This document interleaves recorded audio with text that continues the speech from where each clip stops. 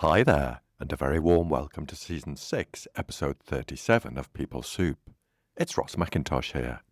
Pea Soupers, today it's something a bit different. I'm diving into something many of us experience every year. Navigating Christmas.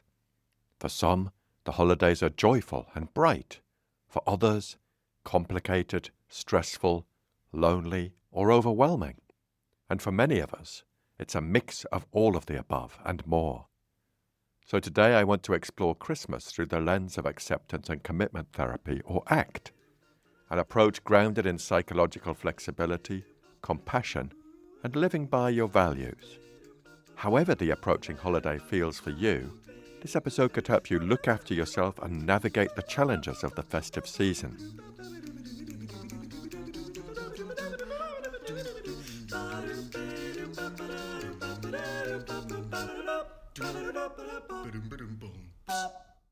Thanks for tuning in, folks.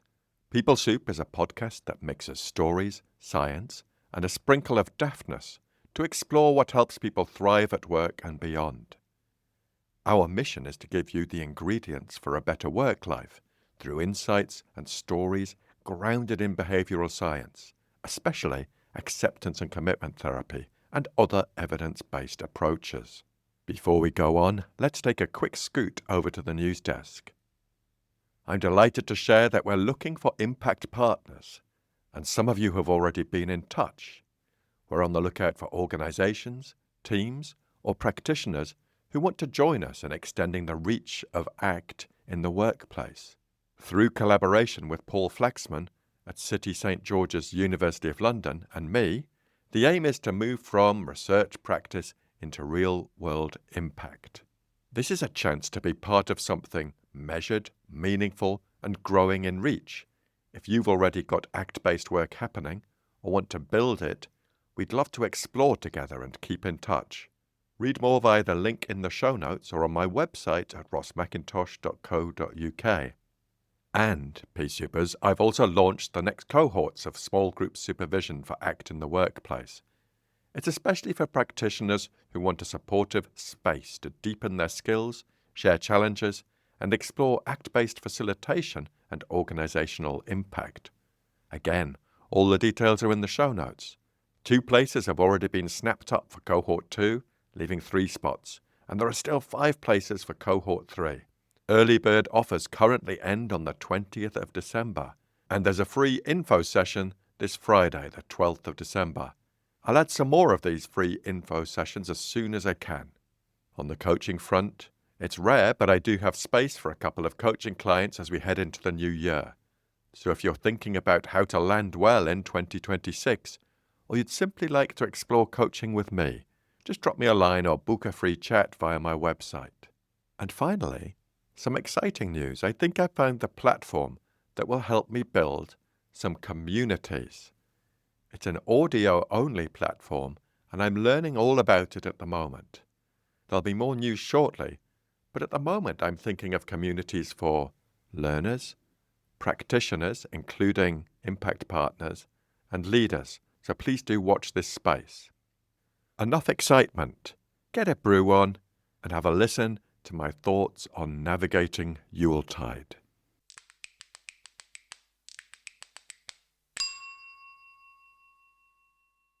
Let's start with context.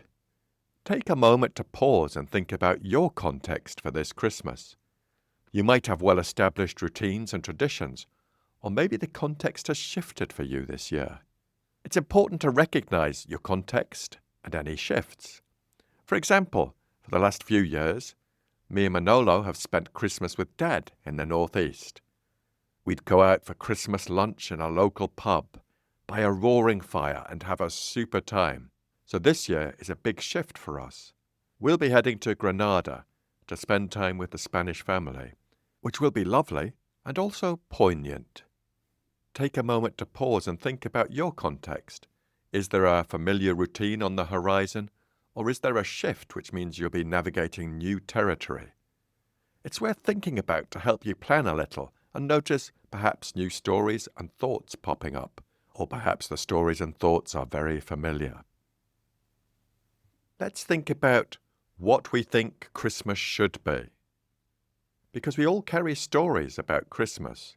You know the ones. Christmas should be joyful. Everyone should be in a good mood. I should feel grateful. My family should get along. I must create and produce the best dinner ever. My house should look immaculate and festive. I'd call these should stories. These stories can really dominate our thinking and rule our minds, and we can sometimes treat them as if they're the universal truth. But, Peace Supers, the truth is, these stories are just narratives. They're thoughts, not obligations. So the first skill for Christmas is stepping back from your thoughts, something in ACT we call diffusion.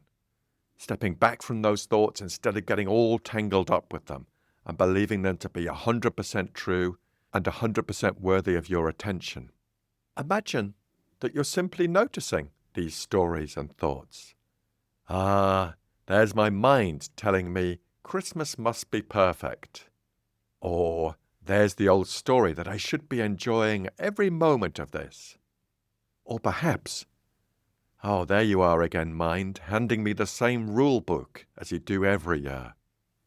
Just noticing these stories and thoughts can help us get a bit of space between us and them and realize that they are what they are. They are thoughts. They are not directives. They are not rules or instructions. Now, it might be an understatement to say Christmas can be a time for a variety of emotions. And I want to talk to you about making room for those emotions. An interesting thing about ACT is that two things can be true at the same time. You can love your family and feel drained by them. You can feel grateful and stressed. You can enjoy a moment and then feel lonely the next moment. The holidays tend to amplify whatever is already within us. Joy, grief, stress, nostalgia, longing, hope, sadness. And in ACT, what I invite people to do is practice acceptance, not as resignation, but as a willingness to allow our internal experience to be what it is. You might like to try this. Just a very quick exercise. Just take a slow breath and notice where the holiday tension or sadness or warmth shows up in your body. Just bring the real curiosity to noticing the body and see if you can make just a little more room for that emotion. If you imagine a line drawn around where it shows up in your body, see if you can imagine the space around it softening rather than tightening against it. Acceptance is like a gift you can give to yourself. It's the opposite of pretending. It's allowing yourself to be human with all the human emotions that might arise in life, and particularly perhaps at Christmas. My next thought is being present in the small moments. The holidays can be frantic, shopping, planning, hosting, travelling, wrapping, which means we often miss the small, meaningful moments. I encourage present moment awareness, not as an ideal state, but as a skill you can gently return to again and again. To help you connect with now and the present moment, you might notice the sound of wrapping paper crinkling, or the noise that sellotape makes. You might feel the warmth of a mug in your hands. You might just bring your curiosity and attention to the lights on the tree. You might try as best you can to listen deeply to someone you care about. Or you might have a go at feeling your feet on the floor during a tense or turbulent moment. The present moment is always available to us, even if it's imperfect, even if it's messy. You don't need to be calm or peaceful to be present. You just need to gently return to what's happening here and now. And there's an exercise I want to share with you that uses the 5 senses, because the 5 senses can be a great way to reconnect with the here and now, rather than getting caught up in that mental time travel. It's a grounding exercise which I call 5, 4, 3, 2, 1. You can use this when you feel the need to connect with now, or when you're feeling anxious or overwhelmed during the holidays. It can help bring you back into the present moment by engaging your senses. So here's how it works. You might want to try this right now with me as I describe it to you. Start by taking just a deep breath, and then notice 5 things you can see. Take your time. Notice objects around you or people around you, perhaps focusing in on shapes, colors, objects, anything that's around and in front of you. See if you can notice 5 right now.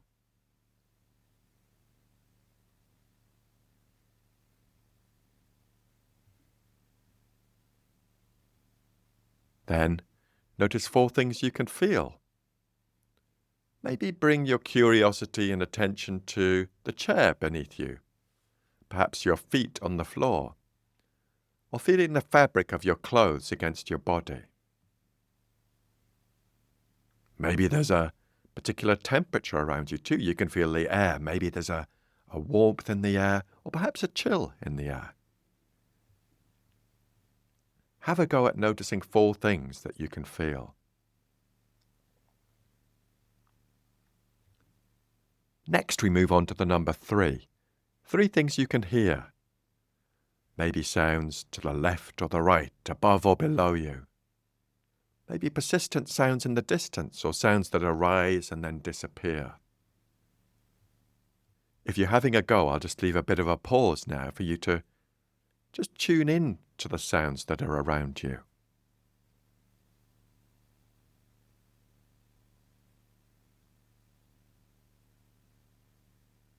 Then we move on to number 2. Notice 2 things you can smell.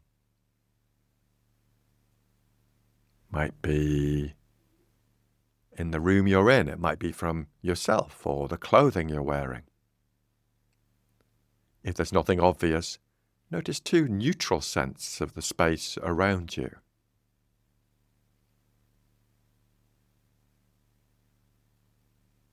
And finally, notice 1 thing you can taste. It might be the aftertaste of a drink, a mint or a chocolate, or simply the taste in your mouth. What this exercise does is gently anchor you back into your body and the present moment, without needing to struggle with the anxiety or push it away. It's a simple way to steady yourself anytime, anywhere. So you might find that useful, the old 5, 4, 3, 2, 1 exercise. And don't worry if you can't always focus on 5 things or 4 things. Just do as best you can and keep that sequence going of the 5 senses. My next idea is to clarify your holiday values. What do I mean? In my own life and my work with people in the workplace, one of the most meaningful things we can explore is our values. And what I'm inviting you to have a go at now is thinking about your values in relation to Christmas. The qualities of action that matter to you. Christmas can drift into obligation, duty, expectation, and autopilot. Values help us anchor in what truly matters. Ask yourself, what kind of person do I want to be this holiday? Or perhaps, what do I want to stand for? How do I want others to experience me? What qualities do I want guiding my choices? Maybe it's kindness. Maybe it's presence or playfulness, steadiness, connection. If you'd like to spend a bit more time thinking about your Christmas values, maybe you want to pause now and go to the show notes, and you'll find a link to a great online values card sort from Dr. James Warren and Dr. Matt Warren. If you'd like to have a go at this online card sort, then I'd highly recommend it, maybe to get some inspiration or try on a value or 2, like a new pair of shoes, thinking, might this be useful for me in this Christmas period? There might be a value or 2 that could be useful that hasn't sprung to mind. And that website is at valuescardsort.com. That's valuescardsort.com. When you choose a value or values for the season, it becomes a kind of compass, not a rule book, but a direction of travel. You can then ask, what would a move towards that value look like right now? I'd recommend you think about small actions, like sending a message, taking a breath before responding, choosing a more compassionate tone, or allowing yourself to rest or go for a walk. Values can turn Christmas from something you get through, like an ordeal, into something more like something you live through, with a little bit more meaning. My next idea is related to that. Committed action, small steps that matter. Once you know those values and what matters to you, we say, what would committed action look like? What small steps could you take to express these values in your behaviour, even in the presence of stress or discomfort or those stories or thoughts? What would a small step towards that value or values look like? For example, if connection is a value, reach out to someone you miss and just say hi. If your health and self-care is a value, maybe take a walk when things get loud. If generosity is a value, offer kindness in a way that feels genuine, not obligatory. If boundaries are a value, politely decline something that feels too much. If something feels too much and you say no, it can be quite liberating. We're not about forcing positivity. What we're about with ACT is about choosing meaningful action, with your eyes open, your heart open, and your feet on the ground. And I thought we'd just finish with a little ACT practice for Christmas, using the acronym ACT, A-C-T. It's a little holiday festive check-in. So start by taking a breath. And A is for acknowledge. Notice whatever thoughts, emotions, stories, thoughts, and body sensations are here, right now. Say to yourself gently, this is what I'm feeling right now. And that's okay. The C is for connect. Bring your attention, as best you can, to your body. Feel your feet.